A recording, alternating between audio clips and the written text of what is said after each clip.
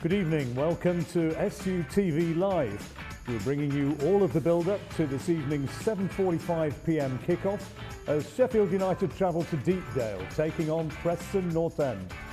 Lots on the way for you this evening. In the next 45 minutes or so, we'll be bringing you the team news, of course, for the match and taking an in-depth look at this evening's opponents, Preston North End. We'll be hearing from Stuart McCall, Paul Heckingbottom, John Egan in an SUTV live exclusive Sander Berge. And Rhys Norrington-Davies will give us an insight into his fascinating football journey that's led him to being a key member of the current Blades first team squad. All of the broadcasting regulations relating to today's game can be found by going to the website sufc.co.uk.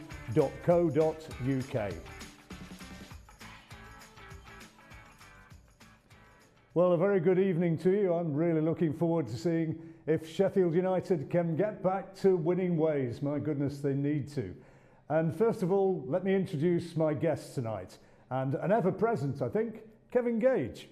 This understatement, isn't it? This is a vital match. It's a huge game, it really is. On the face of it, it's two mid-table sides, but you know, this is a very influential game for Sheffield United. We need to get something out tonight. And my second guest is Rob Kozluk, who's joining us once again here.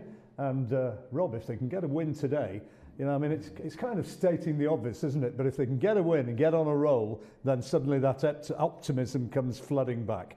Yeah, I mean, Sheffield United's season is about to start, isn't it? With the games now, you don't need they've had a lengthy spells and that, so tonight is massive. What are your thoughts, both of you, on the defeat against Derby County? Was it kind of an inevitable result of being out of action for so long that there'd be rustiness on the return? No, I don't think we can put it down to rustiness. I genuinely don't. Because players these days, you know, we're training at full pelt, you know, they're playing practice games. So it's difficult to pin it down to any one thing. Sometimes you get games like that where the team just doesn't perform, and out of the 11 players out there, you know, only about 4 or 5 had a half decent game, and we had too many players just not at it and not on form, and some of them quite influential players as well.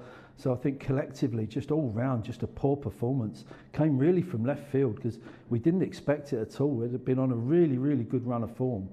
And we go to Derby here with no great shakes either. And you know, they deserved the win in the end.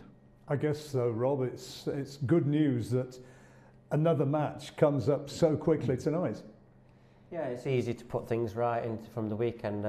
You limit Derby to 2 chances on the game, and they put them both away with Tom Lawrence's moment of brilliance. But he's like that. Tom Lawrence can be like that one week, and then the week after non-existent. But Sheffield United can put it right tonight. And Paul being back, the manager, having been sidelined because of COVID, you know, I mean, that's going to give the team a boost, isn't it, guys? Yeah, we were discussing on Saturday whether that actually would affect the side, and I was adamant that it wouldn't affect the team at all. Yeah, because you know, professional footballers shouldn't need the manager on the side or in the stand, you know, looking at every finite detail. They know what they've got to do. They know what's expected of them. So I think it's too easy an excuse to blame, well, the manager wasn't there. You know, nobody went out on Saturday thinking I'm not going to give 100%, or you know, I can take it a bit easy today because the manager's not there. So I don't feel that was a reason or an excuse on Saturday at all. And conversely now, I don't think we'll play better because Heckingbottom's on the sideline, you know, shouting and hollering. I don't think it comes into it. I think it's down to players' personal, you know, responsibility to get out and do the job. Well, and Rob, I mean, you and Kevin have got experience of playing at Preston in years gone by, but you know, anybody who follows the Championship we're well aware that Preston is never an easy place to go, and they've had some good results. Yeah, Preston tonight is no easy place to go, like you say, and I would go back to that on Eki. I was I needed the authority to be on the sidelines to make me look across and like. So I do see that Eki missing on Saturday could have been a little bit to go on. Preston's previous results, as you can see, aren't you? The draw against Birmingham. When Birmingham go there, they were obviously needed in some bad bad results of late, so they needed that. But they've got quality within the side, all Championship ex-players that know what their roles and responsibilities are. And if you don't match Preston's work rate tonight, then it's going to be a tough night. Historically, when you look at Sheffield United against Preston, I mean, there's been a real rivalry over the years. Yeah, looking at the results there, they seem to be they're a mid-table side, aren't they? They're never really around the relegation area, and they haven't really been pushing for promotion in any of the recent seasons. Yeah, we've had some good games against Preston, of course we have. Yeah, similar. Just seeing the results there, it's a decent record, isn't it? Without being outstanding, they've all been close games, and I think tonight's going to be in the same ilk. I think it will be very close, tense affair, to be honest. And the 2-2 draw here earlier in the season, what can be learned from that, if anything? Yeah, I mean, it was a long time ago, wasn't it? I think we're a completely different side. I think we've got a different mentality now as well. So I'm not going to take too much notice of that 2-2, to be fair. I think that's out the window. You talked about them being close to playoff places, maybe if they can put a run together. I mean, they're in a similar position from that point of view as we are. And they'll be looking, as the transfer deadline approaches, they'll be looking maybe to improve and work on their squad and make changes for the remaining months of the season. And of course that's something that Sheffield United are going to be well aware of as well, as you look to the depth of the United squad. Where would you both see potentially areas where improvement could be made? Rob? I think looking at the squad there in depth, Eki's got a lot of quality and talent on offer, so you can go into these January windows and go, oh, we'll get 2 or 3 people in different places, but I certainly think just adding one of quality, probably if you're missing like a Morgan Gibbs-White on his occasion, you need somebody who can match when you're that end of the field. But I don't think it's anything for Eki to worry about if he doesn't bring anybody in, because the quality there is good. Do you go along with that, Kevin? Yeah, I absolutely 100% agree that the quality's there. You're just looking down the names there. You know, I mean, John Fleck seems to have disappeared in the last few weeks, a few injuries or what have you. So we've got some real quality players to come back in the side. We're missing Gibbs-White big style at the moment. He makes a massive difference to us. It's difficult in our position as a club, because we've come out and said, you know, we're not going to be able to sign these 10, 15, 20 million pound players anymore. We're going to kind of promote with our youth team. We're going to work with what we've got. So it's very difficult. I don't think the Blaze fans will be, sticking Sky Sports on and looking at all the bulletins and the transfers, expecting Sheffield United to be up amongst them and involved in it, because I don't think it's going to happen. But I don't actually think we need to add lots and lots of names to our squad. You know, I'd like to maybe get cover for Bash if possible, but good players as good as Bash or to come into our first team are hard to find. Well, a good win tonight, and suddenly, we're not going to be talking about improving the squad maybe. We're looking at the squad and thinking we're going in the right direction, particularly if they can add another victory on the back of that against Luton Town at the weekend. You never know. Well, let's now take time out to have a look at tonight's all-important team news. This is the Sheffield United lineup tonight, and 3 changes there, Rob. Yeah, I think looking at that Sheffield United side, it's now time to say I want to hold on to the shirt and I want to be playing next week, so Eki don't have to make changes. It's quite good enough there to go and get a result away at Preston. See the changes there, Kevin. Ender Stevens coming in, Ryan Brewster back as well, and Conor Hourihane. Yeah, well, Ender Stevens coming back, I think most Blades fans would agree that he's a better player than Norrington-Davies at this moment in time. So I think that strengthens us. I'll be brutally honest. I don't think Sander Berge did enough on Saturday to warrant keeping his place. I thought he was quite ponderous and very, very average on Saturday. We expect a lot better of him, especially for the money we paid. So Conor Hourihane is like a like-for-like replacement in centre midfield. But he's got a lot to prove as well, because he didn't do himself any favours Saturday. He was at fault for the second goal with a mistimed tackle. Well, if you could call it a tackle, it was a very poor attempt at a tackle, if the truth be known.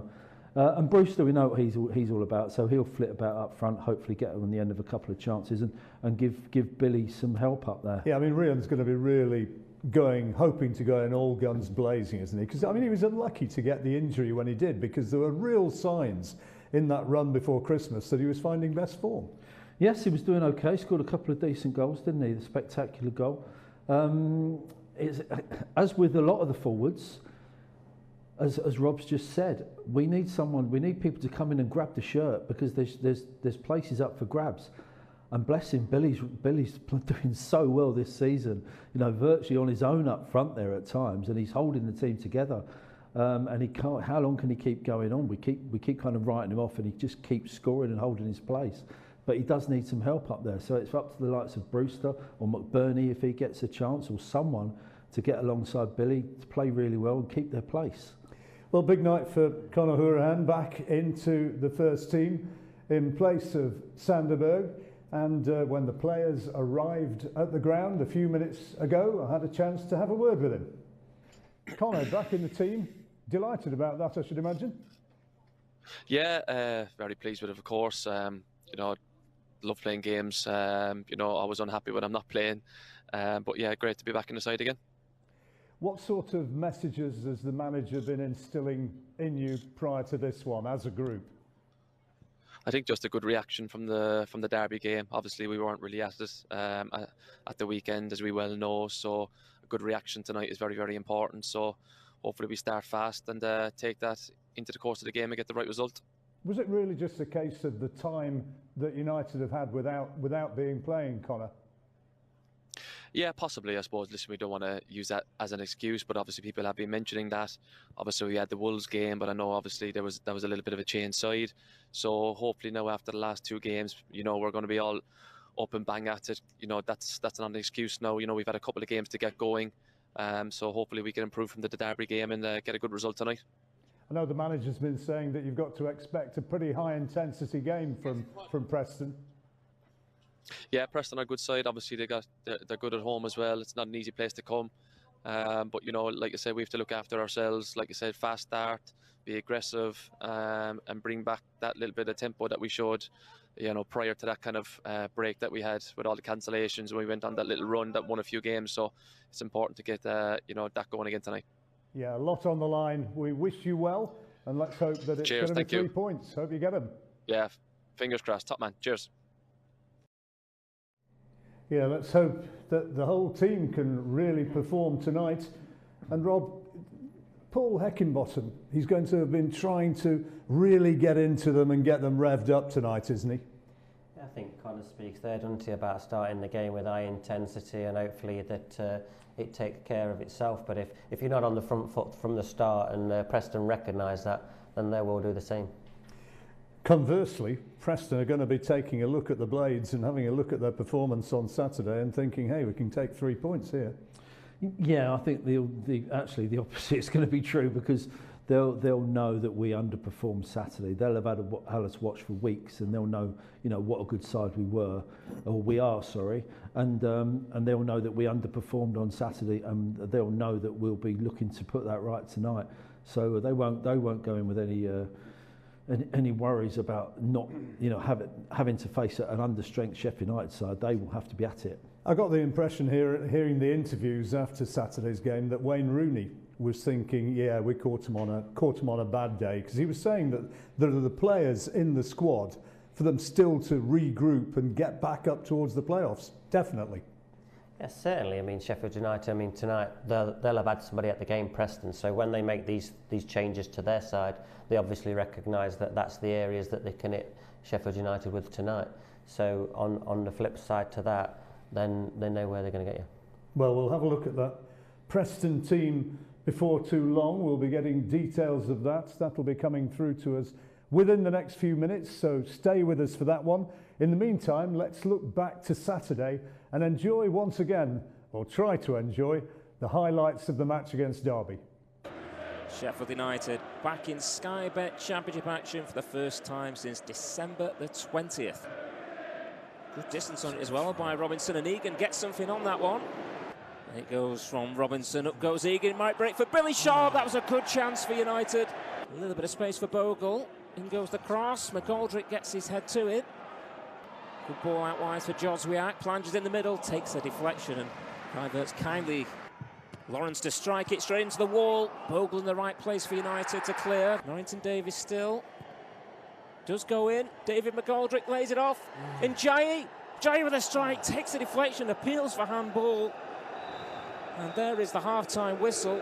Bogle and Basham trying to get at him. He skipped away from both of them. Tom Lawrence into the penalty area. Still going Lawrence. What a run this is. What a goal by Tom Lawrence. Left defenders in his wake. It's probably Derby's first opportunity of the game. And he steers it beyond Wes Fodringham. Just over 20 minutes remaining. It's first blood to the Rams. Real chance here for Derby County. They've taken possibly too long. Now it's Lawrence, tries to bend one, that's brilliant! Tom Lawrence again. He's proved to be the difference between the two sides. Another moment of brilliance from the former Manchester United man. Clear daylight now for the Rams, they lead by 2-0. I tell you what, whatever you say about that match, one thing you can most definitely say, Rob, is that there were two terrific goals that Derby won. Yeah, I mean, when you do your own work on Tom Lawrence, you'd recognise as a defender that if you show him onto that left foot, you can be in trouble. And on two games there, they're moments that are of a high quality for the Championship. What went wrong, Kevin? What do you reckon? I mean, it could have all been so different if that header of Billy Sharp's had gone in early on. Yeah, what went wrong? I mean, how long have you got? Because nothing really went right. Yeah, you're right. Billy normally would put those in. I mean, he hit the target and unfortunately it's just gone straight at the keeper anywhere else, and we're 1-0 up, and it might be a different game. But the second half was such a disappointment. You know, Derby weren't really a great shakes side anyway. They didn't offer anything in the first half to have us concerned. And to be honest, you don't see the build-up to a couple of those, the two goals there, but especially the second goal was just a catalogue of defensive mistakes from us. Yes, credit to him, he's clipped it in the top corner, which is like 1 in 20, 1 in 30 efforts, you know, that happens. Great goal, wasn't it? Yeah, fabulous goal, and you have to take your hat off to him, but that should have been stopped at source before you've even got into the penalty area. So just poor all-round second half, and for me it was a complete lack of like desire and willingness and enthusiasm to get back into the game, even after we're 1-0 down. They're pretty damning words, to be saying that a team is showing a lack of desire. That's a real criticism. I'm only saying that on this particular game because I've been sat here like defending the team and trying to be positive about it all season, even under Slav. I kept saying we're not playing too badly, we're not rubbish. And under Hecky we were like a changed side, but that was the first time on Saturday for months and months and months that we just didn't really offer anything, and there didn't seem to be a lot of leadership. Or I saw Egan trying to get the players going and shaking his fist and screaming at people. I didn't see anybody else in the team doing that. Well, there was no Paul Heckingbottom, as you say, and after the match his assistant Stuart McCall gave his reaction to what he'd seen. Stuart, fair to say you weren't quite at it today? Yeah. For all the possession we have, we huffed and puffed, we got in good areas. I think first half, long throw in, flick on, Sharpie's got a chance at back post. It was one of them games today, you always thought the first goal would probably win it because it was two teams possession based, but we didn't have a killer instinct. We got in some really good areas and wide areas, the final ball wasn't good enough. And we talked at half time, we came at half time and said we camped in their half but without creating a great deal. But we warned them, the keys don't get done on the counter-attack, and they've played out from a goal kick. We've lost the shape a little bit of discipline. They've played through us, but the boy Lawrence has still got a lot to do, and he's danced past a couple of our lads. We've not defended well enough. From their point of view and an individual point of view from the kid, it's a great goal, but we've got to defend far better than that. And for the second goal, the lads run 60 yards, from 18-yard box almost to 18-yard box, and that can't happen. He needs to be, brought down, take a yellow card or whatever it is. We talked about doing it with Traore last week at Wolves if that happens, and that's just game management and sensible play. And then it's a fantastic finish. But that's the two shots they've had at goal, and two great finishes from their point of view. From our point of view, disappointment. We didn't create enough for all the ball we had.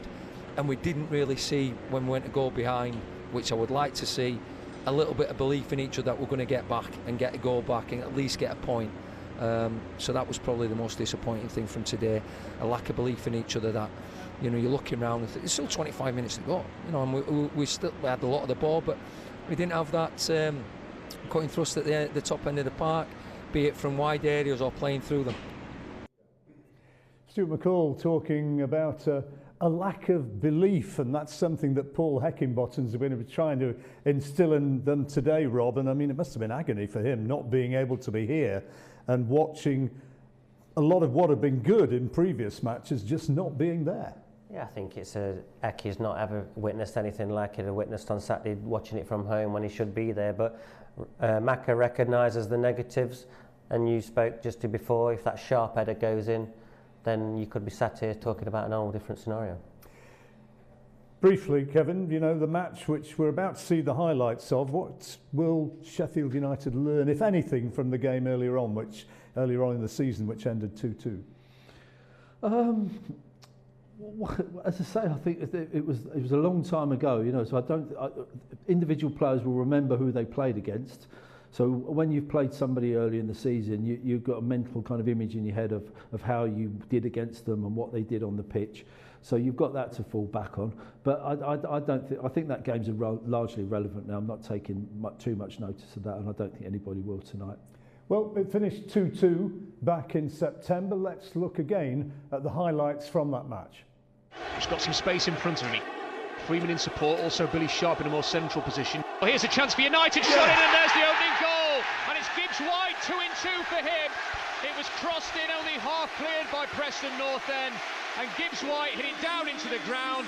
What a start for the on-loan Wolves man, another goal. And it's Sheffield United 1, Preston North End 0. Do you know what? That is a terrific finish. It's far better watching the replay than I initially thought as Freeman's cross came in. It was headed down towards him. He's full stretch there. What a flick from Gibbs White. Here comes Fleck again. He's marching forward through the middle. He cuts past one defender. It's into Billy Sharp. It's Billy Sharp. It could fall to Sander Berge. Yeah! And Sander Berge has scored. And Sheffield United lead with 6 minutes to go. A tremendous piece of football when they were pressed in their own penalty area. But within 5 passes, it fell to Sander Berge. And the substitute slots it through the legs of Everson. And that could be the goal that makes it back-to-back wins for Sheffield United at Bramall Lane.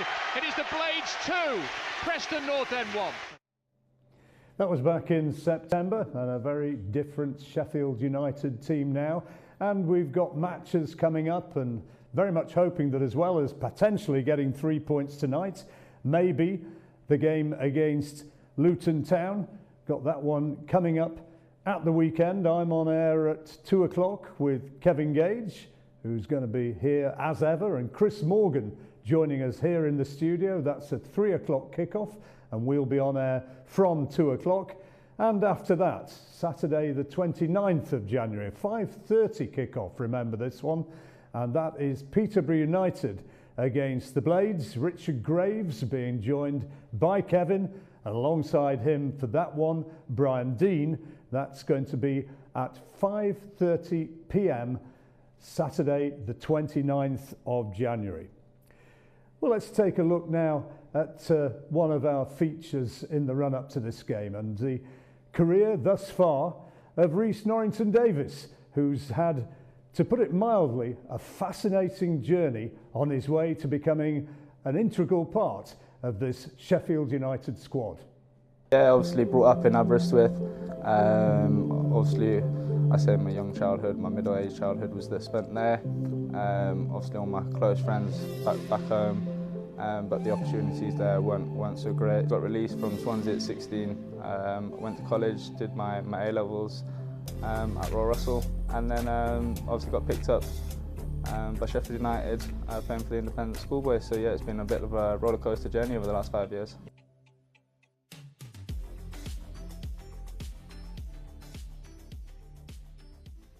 First of all, Rhys, just tell us about your upbringing. Born in Riyadh, so how did that all come about? I understand that it was your father who was in the British Army or something? Yeah, that's correct. Yeah, my dad was in the British Armed Forces. Obviously, he was working out there. And yeah, I was born in Saudi Arabia and spent my early life out there. before moving on to Kenya. Spent quite a few years out there as well, and then moved back to the UK at the age of 7. What were your memories of sort of living out in Saudi Arabia and Kenya? To be fair, I can't really remember Saudi too much. Obviously got all the photos to obviously remember the good times, but no, I can remember Kenya quite a bit, to be fair. I've got some fond memories from out there, and obviously quite a few close friends that I still keep in contact with now. How did that kind of differ from life in Wales then? Oh, completely different. I mean, every single time, school holidays and that, safaris, going down to the coast, yeah, it was good. And then you moved to Aberystwyth, I believe, when you were 7, which is not a bad place to go to as a 7-year-old. Yeah, obviously brought up in Aberystwyth. Obviously, I say my young childhood, my middle-aged childhood was spent there. Obviously, all my close friends back home, but the opportunities there weren't so great. So obviously, it meant commuting quite a bit for my football.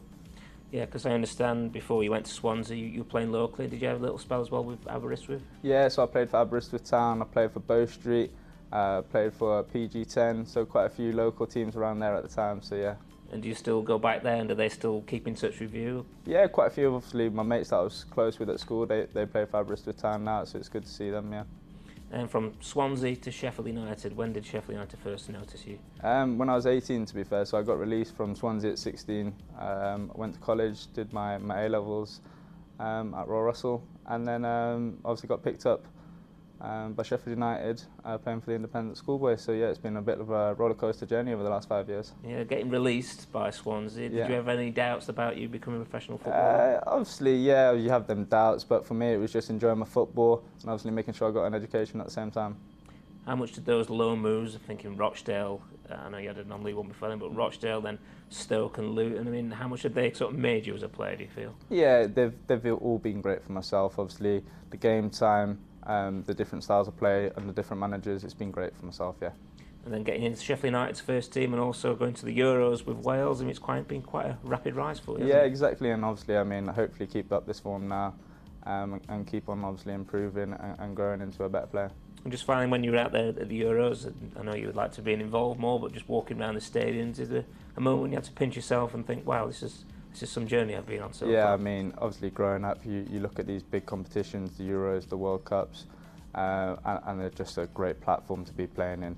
Obviously all the best players go to them, so obviously just to be out there representing my country was just an honour in itself. I mean, hopefully got quite a few more years left in myself, so next time I'm representing my country at an international tournament like that, obviously hopefully I'm playing. Rhys, Norrington-Davies there, and Rob, when you listen to that story of his journey to where he is today, I mean, there's various things you can say about it, one of which is don't give up on your belief. You know, released and let go by Swansea at 16, at 18 Sheffield United come in and the dream's alive again. Yeah, I think it's great that everyone's got a different story of how they get to the top, don't they? So at 16 there's no medals, getting released at Swansea by, it's just an academy manager's opinion.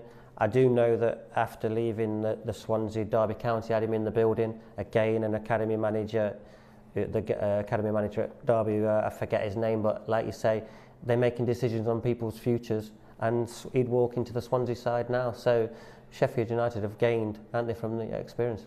Can be a tough world for a young footballer, can't it? You know, I mean, it's very subjective, Kevin. Somebody doesn't fancy you as a player. You know, it can all be suddenly so difficult.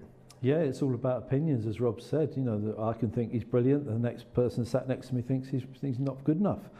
It's difficult, but he's packed an awful lot into a career so far, hasn't he? He's been, you know, signed, released, non-league.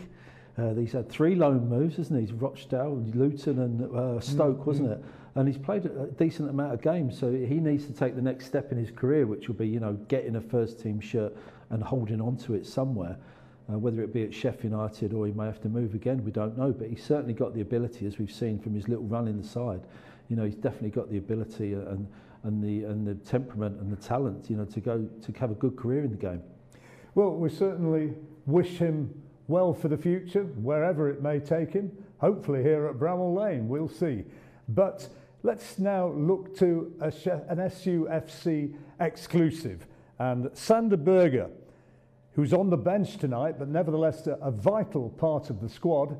He sat down with our own Matt Young a little bit earlier on this week, and of course pointed out what might seem obvious but really needs underlining. Tonight is an absolutely vital match. Oh yeah, definitely. We've been pushing now hard, done the recovery bits right, and also today the focus is on tomorrow's massive game for us, you know, to bounce back and show our strength again and our character, which we were not at our strongest level in many ways on Saturday, and obviously that led to not a good result for us, but we have everything to improve, and Tuesday, and it's a big game for us. Whilst it wasn't the result you wanted, was it good just to be playing championship football again? It's been a long time, hasn't it?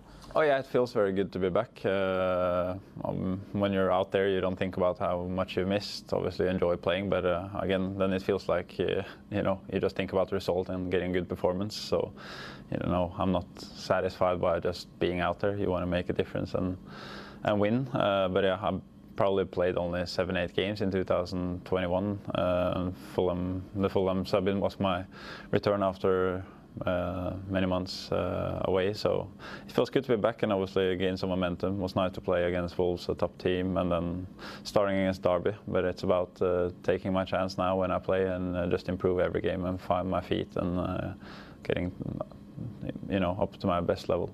From a team perspective, how hard is it after such a long time away with the postponements? Is it to come back and hit the ground running again? I mean, yeah, you could say it's tough, but it's also an easy excuse. You know, we've been working hard in training, and you know, for a long part of the game we were in it. You know, every away game in the champ is tough. I don't say we played well at all, but I mean, there are tough games, and it's, you know, we could have come away with a result anyway, and you just have to stick in those games even on the tougher days. But yeah, we have to show a brighter start against Preston tomorrow, and then hopefully we'll bring that on until Saturday at home. Yeah, Preston is the next challenge. You'll have good memories of playing against them at Bramall Lane. You got the goal against them. What would you make to them as a team? Yeah, they're a tough side. I mean, they're very experienced. They play forward. They're strong in behind. You know, they have speed and strength, and you know, they're direct and also set pieces. Remember, they scored late against us at home, so we'll be needing to go out there and press and push forward and absolutely take care of the ball way better than we did the other day. Sander Berge, and Rob, we've had glimpses, haven't we, this season of just what a good player he can be, but he's just kind of stuttering. We've not really seen the very best of him yet, we suspect. No, I think it's also disguising where you need him on the field, because in the holding midfield role, don't you need him on the ball. He distributes a great pass for the Championship, but if you play him higher up, sometimes you worry that is he going to recover into the areas you want him to. So I think games get Sander Berge fit, a bit of confidence behind Sander Berge, and with that fee and what he has shown the Sheffield United fans, he's one of the top players in the Championship. Is it confidence, Kevin, in your opinion, or is it kind of, again, I'm putting you on the spot a little bit here, but is it core fitness that he needs to be working on? And as Rob alludes to have that fire, that engine, if you like, to get box to box? Yeah, I mean, he should be fit enough now. I know he's had 1 or 2 injuries, but you know, if you're playing your games and you're training hard, it doesn't take professional footballers long to get fit. So I don't think fitness is the issue. We have this conversation every week about where's his best position, and every week I don't know, because I see him play a little bit further forward, and he looks fantastic, and he's driving down this right-hand side and getting crosses and shots in. But that's not apparently his best position. His best position is a holding midfield player. But when he plays there, he looks a bit ponderous and a bit slow at times. His position tonight, though, I mean, he's on the bench. He's going to be a little bit hacked off about that, isn't he, boys? Well, I would imagine he will be if he's got any kind of pride in his performance, yeah. And he can have no complaints, because he just wasn't at the races against Derby. So once again, we've said it earlier in the show, it's up to players like Sander Berge and others to when they get a starting shirt, to play well enough to keep it. Maybe an impact substitute tonight? I think that's what you'd have to look for, and Gagey speaks right about, I spoke about it earlier, about keeping the shirt, and Gagey says it on the weekend, did he do enough, and can you knock on the manager's door to say why I'm not playing? He probably knows why he's not playing. Well, he's going to have maybe tonight an opportunity to put it right, but he's on the bench, and that's probably an opportune moment for us to look again at the teams in action tonight.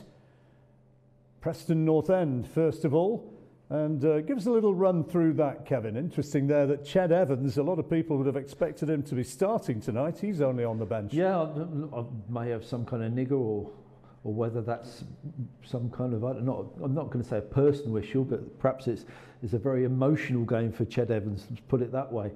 So I think that weakens Preston, to be honest, because we all know what Ched's about.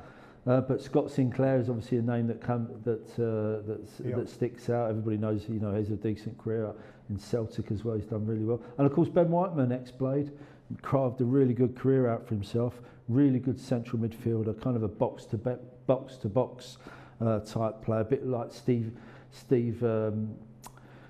G at Liverpool. He's that type of player, all action midfielder. So yeah, they're not no real great standout star players, but they're a good functional, strong unit. Let's just run through the Sheffield United team again, Rob. 3 changes from the side that faced Derby County.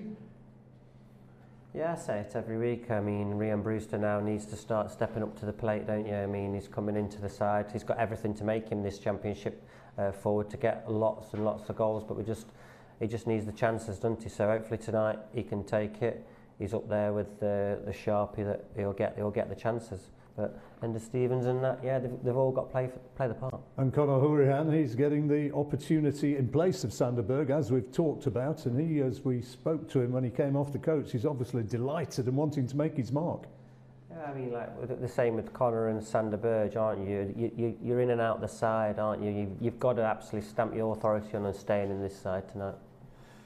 Well, I suppose this is probably the time at which we have to usher Kevin goodbye as he makes his way across to his commentary slot. Before you go, are we going to be watching a Sheffield United win? Yes, I'm going for 2-1. 2-1? Yeah, close fought game, but I think we'll be at the races tonight and we'll nick it. Well, let's all hope that you're right. Now we'll have another of the interviews in the run-up to this evening's entertainment, and we spoke to John Egan, and he told us, you remember it was Stuart McCall who was on the sidelines giving the instructions in the absence of the manager because of a COVID absence, and he told us what it was like not having the manager there on the touchline bellowing his instructions. Yeah, listen, it's always a bit strange, especially the times we're in now. You're kind of losing teammates every week to different circumstances regarding COVID, and obviously not having a manager, it's a bit strange at times, on the weekend, but you have to get on with it. We all know the situation everybody's in all over the world, and we have to just get on with it and try to deal with everything as best we can. How disruptive can it be though, as you prepare, whether it is a teammate, whether it is a manager? I think it's gotten to the stage where everybody's just used to it now.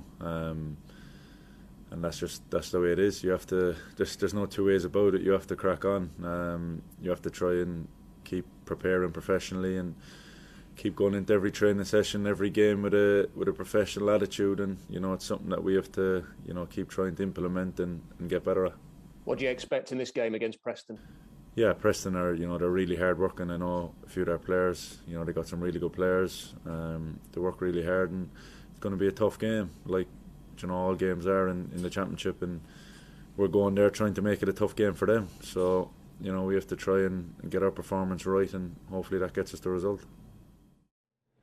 Well, that was John Egan, and now I think probably high time that we heard from the manager, Paul Heckingbottom, and the question for him at his pre-match press conference was, after 0 games in a month, how difficult is it now having 3 in a week? No, I think if you're a player, think back to I played, even some of the boys' comments already, they'd all rather be playing. We'll try and get everyone up to speed as quick as possible, because we're going to need everyone, that's the thing. We want everyone back from injury. The ones who's been out, either COVID-related illness or injuries, we want them back, because, in all honesty, like I said, I'm just looking at the running, especially after the Peterborough game. We've got some real big games, some real quick turnarounds in, Wednesday nights to Saturdays, things like that. So yeah, we're going to need the squad. What do you expect from Preston? Tough game, high energy. They like to pass the ball. They like to be attacking, so lots of attacking intent. And we're playing away from home, so we've got to match that. We've certainly got to raise our game from the other day. We've certainly got to match their attacking intent, and we've also got to be better with the ball in terms of quality in the final third and a real desire to score and create and take risks. So, yeah, from that aspect, I know it's going to be a tough game and probably an entertaining one as well, the way that both teams are set up. Paul Heckingbottom speaking loads of sense as ever, Rob, but you know, he's told us quite emphatically what to expect there, that Preston full of energy, they're going to be creating and putting United under pressure, and he'll want them to be at it absolutely from the outset, won't he? I mean, that's what he's speaking about until you can recognise that he knows it's going to be a difficult game, but it's only going to be difficult if you don't come out the blocks and apply yourself like we know that Sheffield United can play. So you're going to get chances like they did against Derby on Saturday, and if you put one or two away, then your night becomes as easy as you want it to be.